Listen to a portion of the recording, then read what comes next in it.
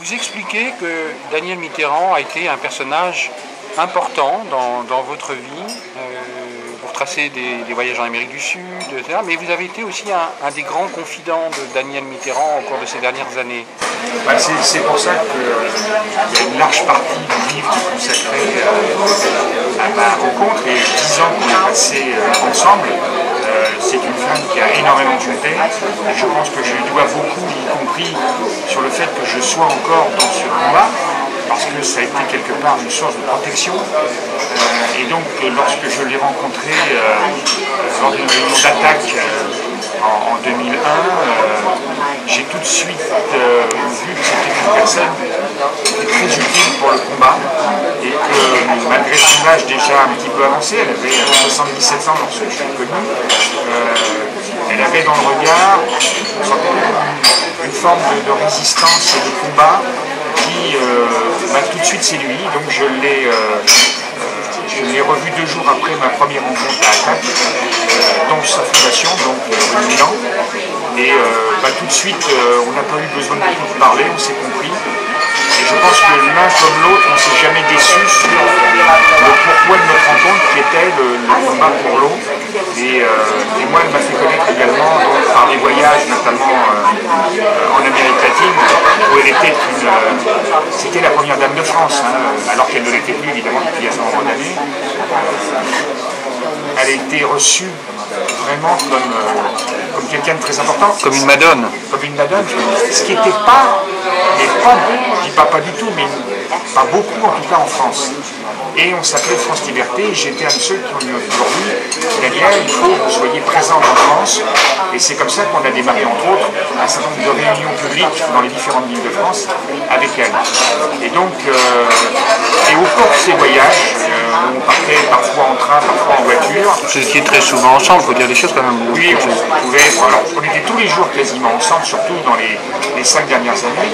Mais dans les voyages, évidemment, en dehors du chauffeur, on était tous les deux assis derrière, on se parlait évidemment, et elle me racontait souvent ces anecdotes avec François, qui c'était indiscutable, il y avait de l'amour qui se voyait dans son visage, et elle me racontait des anecdotes, par exemple, au moment du programme commun en 1972, lorsqu'elle recevait, elle et François Mitterrand, Georges Marchais pour l'élaboration du programme.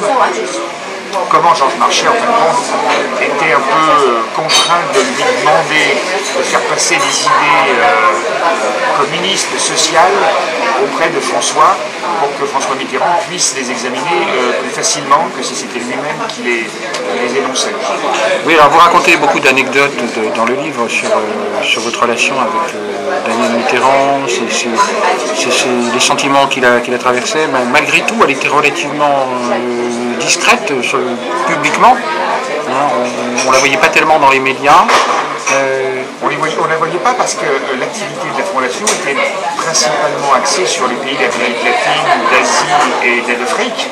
Et donc, tout en s'appelant France Liberté, on était peu présents en dehors des réunions publiques qu'on faisait sur l'eau. Mais ça ne suffisait pas, parce que la question de l'eau dans les années 2000 n'était pas considérée par les médias comme quelque chose de très important, ce qui est plus vrai aujourd'hui. Et puis à partir du moment où elle s'est engagée encore plus, y compris en renouant certains contacts politiques, sans se compromettre évidemment, évidemment ça a permis que la Fondation et elle soient plus visibles. Et en tout cas, le combat qu'elle a mené sur l'eau avec les accompagnés, je pense que ça nous a ouvert beaucoup de portes. Parce que si je l'avais fait seul ou avec d'autres personnes, on n'aurait pas eu des salles comme on a eu. Voilà. Elle a contribué à votre succès, en sait qu'elle vous a aussi beaucoup défendu, vous expliquez qu'elle venait même à vos procès pour témoigner en votre faveur, etc. Est-ce que vous pouvez nous dire, Jean-Luc Poulic, comment un simple citoyen, pour reprendre le titre du livre, comment un simple citoyen a pu séduire Daniel Mitterrand? Alors là, franchement, c'est vrai que de temps en temps j'y pense, surtout pour elle, parce que c'est la personne, je pense, la plus connue, la plus médiatisée que j'ai rencontrée et j'avais une proximité. C'est que c'est fait, mais alors d'un naturel total. C'est-à-dire que je pense que c'était quelqu'un qui avait des convictions très profondes. On n'est pas dans l'affection, on est dans l'affection un peu, mais on était surtout dans un combat qui était très dur, et de ce côté-là, elle savait que je pouvais compter sur elle, et vice-versa. Donc il n'y avait pas besoin de se témoigner une affection débordante, on était très présents. Et c'est vrai que lorsqu'elle est venue au procès, je crois que c'est la seule fois qu'elle est venue dans un prétoire témoigner.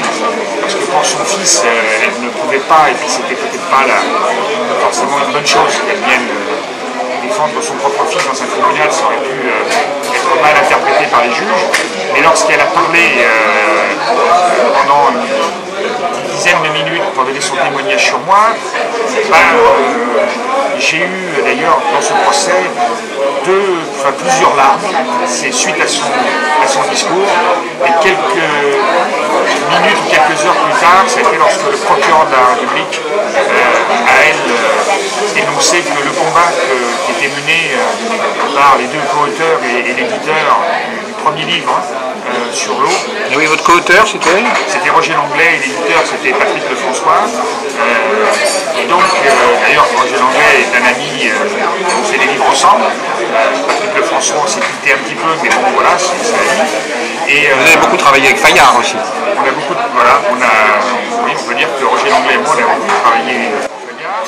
Et là, alors, justement, ce dernier livre-là, vous l'avez fait avec la collaboration d'Achille du Genestou, qui était aussi un ami, et avec Roger Langlais.